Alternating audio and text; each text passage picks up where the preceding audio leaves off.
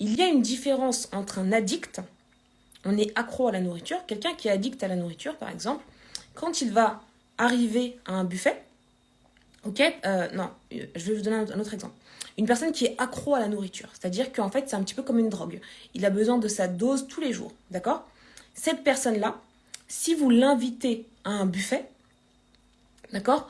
La personne, juste avant d'y aller, dans le chemin pour aller au buffet, elle va déjà se mettre à saliver, à être extrêmement contente d'avoir sa dose, en fait. Elle va vraiment avoir envie d'aller au restaurant pour vraiment manger parce qu'elle est accro à tout ça. Ça, c'est la personne vraiment, le côté addict alimentaire. Je suis accro à la sensation de plaisir gustatif que m'apporte la nourriture, d'accord? Et bah, du coup, je mange en excès parce que j'ai tout le temps besoin de ce plaisir-là. Mais il y a des personnes qui sont addictes alimentaires qui sont minces, d'accord? Par exemple, ils vont avoir besoin de manger tous les jours plusieurs Kinder Bueno, mais pas forcément en quantité importante. Eux, le but, c'est vraiment le plaisir. Attention, quelqu'un qui est hyperphagique, et là on va faire la distinction, quelqu'un qui est hyperphagique, c'est une personne qui ne peut pas contrôler la quantité de nourriture qu'il avale. Et cette personne-là, si vous l'invitez à un restaurant à volonté, cette personne va même prier pour que le restaurant à volonté soit annulé. Parce qu'elle sait pertinemment qu'à l'instant où elle va mettre les pieds dans le restaurant, elle ne va pas pouvoir s'empêcher de taper tout buffet.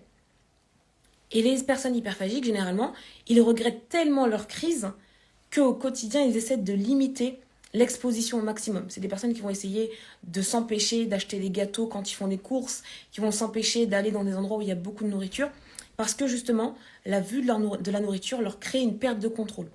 Est-ce que vous avez réussi à faire la distinction entre les deux? Addict alimentaire, on m'invite quelque part, bah j'y vais, je vais m'éclater de bide parce que je veux un maximum de plaisir gustatif. C'est ça en fait, ils veulent du plaisir gustatif, ils en ont besoin un peu comme une drogue. Quelqu'un qui est addict alimentaire, je vous donne juste un exemple, vous le mettez devant un buffet.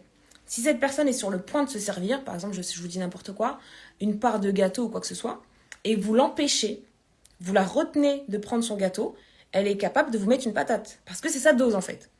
C'est sa dose, donc très vite elle va s'énerver, elle a besoin de sa dose.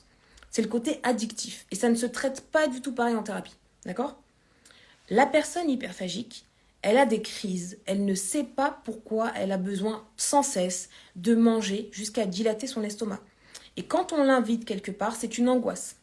Une angoisse de je ne vais pas pouvoir me tenir, cette pulsion va encore venir de vouloir tout manger, je ne sais pas ce qui va m'arriver. Elle va essayer de limiter l'exposition au maximum, d'accord? Donc faites bien la distinction, les deux ne se traitent pas du tout pareil. La personne qui est addicte alimentaire, son sevrage, c'est exactement comme on fait un sevrage de drogue. C'est très progressif, il faut trouver la dose de plaisir dont elle a besoin quotidiennement, lui donner, réduire petit à petit, trouver d'autres alternatives, etc. C'est aussi de la thérapie comportementale. La personne qui est hyperphagique, sa pulsion intérieure, c'est une sorte d'angoisse qui monte et qui crée ce comportement compulsif de tout manger. Eh bien, c'est ça justement qu'on traite, d'accord? On essaye vraiment de traiter le mal-être, l'anxiété pré-crise, et petit à petit, ça rentre dans l'ordre, d'accord? Donc, faites bien la distinction. Et c'est pour ça que je vous ai posé la question dans ma story. Est-ce que vous pensez sincèrement avoir un problème avec le sucre? Parce que le sucre appelle le sucre. Tout à fait, exactement, Afida. Merci pour tes mots. C'est un besoin de compenser quelque chose, bien sûr. Je vous ai dit que la caractéristique première des personnes qui souffrent de troubles alimentaires, si on leur met un minuteur, ne fait rien pendant 5 minutes, ils en sont incapables. Parce qu'ils ont un vide affectif et intérieur qui est énorme. Et donc, en fait, leur rapport à eux-mêmes est assez compliqué. Ils sont habitués sans cesse à se fuir.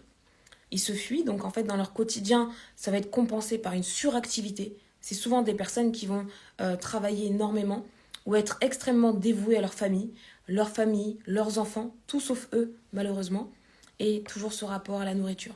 En fait, la nourriture, l'abondance, ça permet de se sentir vivre. J'ai plein de choses autour de moi, je peux les manger, etc. Et puis, bah, il y a une chose qui est aussi très importante, c'est les personnes qui sont atteintes de troubles alimentaires, ils ont aussi des achats compulsifs. Ils peuvent acheter des choses pour rien. Voilà, ils utilisent leur carte bleue parce que l'argent, c'est un pouvoir. J'ai le pouvoir d'avoir quelque chose. Et souvent, ils vont acheter des objets inutiles qu'ils vont avoir autour d'eux. Ça fait tout ça, c'est pour compenser un vide. Et c'est pour